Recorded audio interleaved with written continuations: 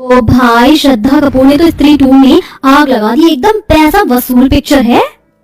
हाँ यार, कसम से क्या फाड़ू एक्टिंग की है। वैसे पास में पॉपकॉर्न और सामने बढ़िया सी पिक्चर चल रही हो तो देखने में डबल मजा आता है। ओह शिट, पॉपकॉर्न तो खत्म हो गया और अभी तो आधी पिक्चर बाकी है, अब क्या करेंगे? जस्ट चिल बेब्स, पॉपकॉर्न तो खत्म हुए बट हमारी काली सौतेली बहन किस दिन काम आएगी? तभी पुराना सा सलवार कमीज पहने सिंपल सी चोटी में कमरे में किंजल आकर पूछती है, मोना रीटा, तुम दोनों बता दो डिनर में क्या खाओगे? और देखो मोना, हमारी प्यारी काली बहन की उम्र कितनी लंबी है, नाम लेते ही हाजिर हो गई। किंजल जाओ जाके हमारे पॉपकॉर्न ले आओ। पर रीटा, एक तो पहले ही डिनर के लिए इतनी देर हो चुकी है, रात के 11 बज रहे हैं। अगर इस टाइम तुम दोनों पॉपकॉर्न खाओगी तो फिर रात का डिनर किस टाइम में करोगी? ये सुनते ही दोनों गोरी सौतेली बहनें गुस्से में लाल पीली हो जाती हैं। अबे ओ फटे दूध की फफूंदी सी शक्ल वाली बहन जी, तेरा काम सिर्फ हमारा ऑर्डर माना है, ऑर्डर देना नहीं, समझी? अब जा जल्दी और पॉपकॉर्न ला। और रही बात डिनर करने की तो वो हम अपने टाइम पर ही करेंगे, रात के 1 बजे। अब दफा हो यहाँ से, काली गुलाब जामुन। नम आंखें लिए बेचारी काली किंजल किचन में जाके पॉपकॉर्न बनाती है। किंजल की माँ गंभीर लंबी बीमारी से सालों पहले गुजर चुकी थी, इसलिए पिता देव प्रेरणा से दूसरी शादी करके ले आई, जिनसे मोना और रीटा हुई। दोनों दूध के जैसे गोरी चिट्टे रंग वाली थी, इसीलिए घमंडी मिजाज की थी। वहीं किंजल काली और बदसूरत थी, लेकिन उसका दिल हीरे की तरह था। मगर हर दिन ही उसे अपनी सौतेली माँ और बहनों के ताने सुनने पड़ते थे। मोना रीटा, ये लो तुम्हारे पॉपकॉर्न, अब बता दो डिनर में क्या खाओगी? ऐसे करो, आज हमारे लिए कैप्सिकम की सब्जी, जीरा राइस, शाही पनीर, कढ़ाई पनीर बनाना। ये तो रहा मेरा।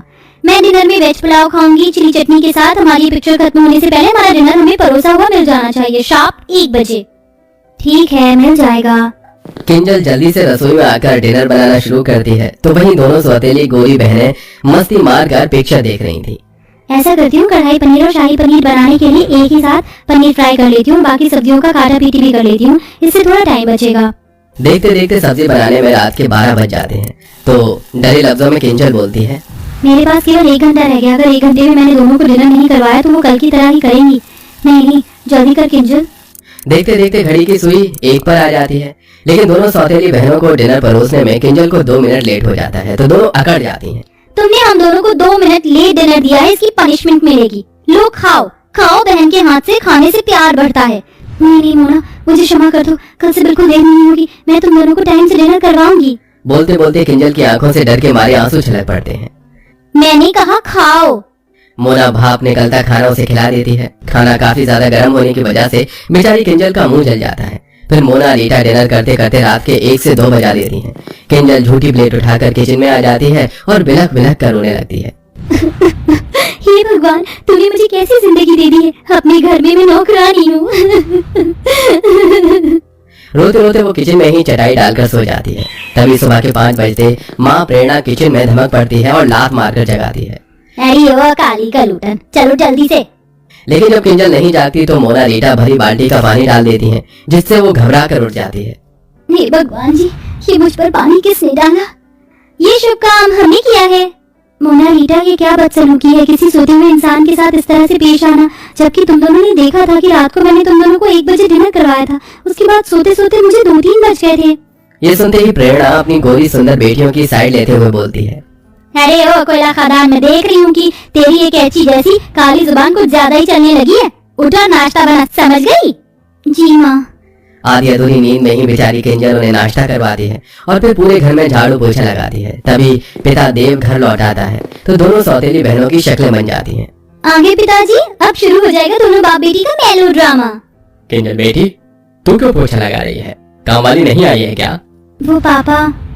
तभी बात काटती हुई प्रेरणा बीच में बोलती है, अरे देव जी, वो आज ना तुलसी की तबीयत ढीली हो गई थी इसलिए आई नहीं। मैंने तो बोला था किंजल को कि मैं कर लूंगी, ला दे मेरी बच्ची, तू नाश्ता कर। वैसे आप ऐसे अचानक से कैसे आ गए? कोई खबर भी नहीं दी, ना कोई फोन कॉल किया?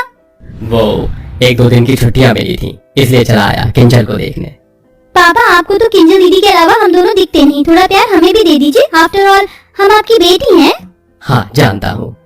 देव अक्सर काम के सिलसिले में महीने महीने बाहर रहता था, इसलिए उसे इस बात की कानों कान खबर नहीं थी कि उसकी दोनों सौतेली बेटियों ने किंजल को नौकर बनाकर रखा था। वो हर महीने खाना बनाने वाली और 3 टाइम के बर्तन मांजने वाली के पैसे भिजवाता, जिसे प्रेरणा बेटियों में उड़ा देती थी। लगभग 2 दिन बाद देव वापस लौट गया और फिर से सब वही शुरू हो गया। इसी तरह दिन गुजरने लगे और अब किंजल के कॉलेज के फाइनल वर्ष की परीक्षा शुरू होने वाली थी, इसलिए वो अपनी दोनों सौतेली बहनों के पास आकर बोलती है, मोना रीटा, आज से तुम दोनों डिनर 9-10 बजे तक कर लेना प्लीज। तो आंखें चढ़ाकर दोनों ने ठाए से कहा, मगर वो क्यों भला? क्योंकि कल से मेरी परीक्षा शुरू हो रही है तो मुझको पढ़ाई भी करना है। क्यों री जली भरते की शक्ल वाली, तुझे क्या लगता है कि तू पढ़ लिख कर कलेक्टर बन जाएगी? बेलनी तुझे रोटियां आई हैं। हम अपना रूटीन नहीं बदलेंगे। हम रात के 1 बजे डिनर करती थी और 1 बजे ही करेंगे, समझ गई? दोनों का फैसला सुनकर मायूस मन से किंजल उन्हें 1 बजे रात में डिनर करवाती है और बाकी टाइम घर के कामों में उलझ कर रह जाती थी। एक दिन जब वो रात के डिनर के लिए दोनों से पूछने आती है तो दोनों शॉर्ट सा गाउन पहने मेकअप में लगी पड़ी थी। मोना रीटा, तुम दोनों कहीं जा रही हो क्या? हाँ, आज हम दोनों पार्टी करने जा रही हैं। अच्छा, तो फिर तुम दोनों खाना तो वहीं से खाकर आओगी ना? तो फिर मैं रात का डिनर रहने देती हूँ। अच्छा जी, क्यों मेरी काली भैंसिया, तुझे क्या लगता है हम तुझे आराम फरमाने देंगे? चुपचाप से हमारा डिनर बनाकर तैयार रखना।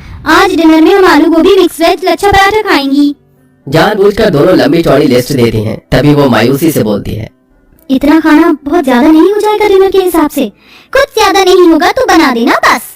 दोनों ऑर्डर झाड़ कर चली जाती हैं। किंजल सारा डिनर तैयार कर देती है, लेकिन दोनों बहनें पार्टी में से फुल पेट खा पी कर आती हैं, जिस वजह से रात का डिनर नहीं खाती। इसलिए अगले दिन खाना बच जाता है तो प्रेरणा किंजल पर आग बबूला हो जाती है। किंजल, अरे ओ किंजल, अरे ओ काली भैंसिया कहाँ है? किंजल डरते हुए प्रेरणा के आगे हाजिर होती है। जी माँ, बुलाया आपने? क्यों, ये सब क्या है? रात को क्या पूरे मोहल्ले को दावत करवानी थी? कितना खाना बनाया था जो सारा बच गया? ये भरे पतीले के पुलाव, पता है ये चावल कितने महंगे आते हैं? और तू मजे से बना बना कर फेंक रही है। माँ, मेरी इसमें कोई गलती नहीं है। मोना और रीटा ने कहा था बनाने को और दोनों कल बाहर से ही खाकर आई थी तो डिनर नहीं किया। ये सुनकर दोनों सौतेली बहन शातिर तरीके से सारी बात उस बेचारी पर ही थोप देती हैं। ओह, कितनी झूठी और मक्कार है ये। माँ कसम से हमने तो बोला भी नहीं था डिनर बनाने को, अपने मन से बनाया। ये सुनकर प्रेरणा किंजल को बहुत पीटती है। माँ, मत मारो ना माँ। बहुत चर्बी बढ़ गई है तुझको शाही पकवान खाकर। आज से तेरा खाना बंद, अब केवल तुझको सूखी रोटी मिलेगी बस। इस तरह गलती न होने के बाद भी अब किंजल सारा दिन किसी कोल्हू के बैल की तरह काम करती और दोनों सौतेली बहनों को उनके मन मुताबिक रात के 1 बजे डिनर करवाती, जिससे उसका शरीर बहुत ही कमजोर पड़ जाता है। अरे ओ बहन जी, ये कैसी काली दाल बनाई है तूने, अपनी सूरत के जैसी। अब कौन खाएगा इसको? सब्जी भी एकदम बीमारों वाली बनाई है। रुक जा तू।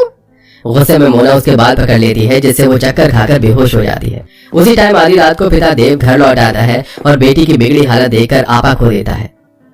किंजल बेटिया उठना, आखिर तुम दोनों ने क्या किया है इसके साथ? देव डॉक्टर को बुलाता है, जहाँ एक तरफ डॉक्टर उसकी जांच पड़ताल करते हैं तो वहीं दोनों सौतेली बहनों की आंख सूखी जा रही थी। देखिए, इनके शरीर में बहुत सारे पोषक तत्वों की कमी है। इन्होंने काफी दिन से सही ढंग से खाया पिया नहीं है और इन्हें नींद की भी शिकायत है। इनको भरपूर नींद और अच्छे खान पान की जरूरत है। तभी किंजल को होश आ जाता है। दोनों बहनों को पसीने छूटने लगते हैं। अब तो ये पिताजी के आगे सब बोल देगी, हमारी बाट लगा देगी कि हम इससे रात के 1 बजे डिनर बनवाते हैं। लेकिन किंजल कुछ भी नहीं बोलती, जिससे दोनों घमंडी बहनों का स्वभाव बदल जाता है और वो रोते हुए कहती हैं, आई एम सॉरी किंजल, हम दोनों को माफ कर दो। हमने तुम्हें आधी आधी रात को डिनर बनवाने के लिए मजबूर किया। किंजल दोनों को माफ कर देती है और अंत में दोनों बहनें उसका अच्छे से ख्याल रखती हैं। साथ ही उनकी बुरी लत जो रात के 1 बजे डिनर करने की थी वो भी खत्म हो जाती है।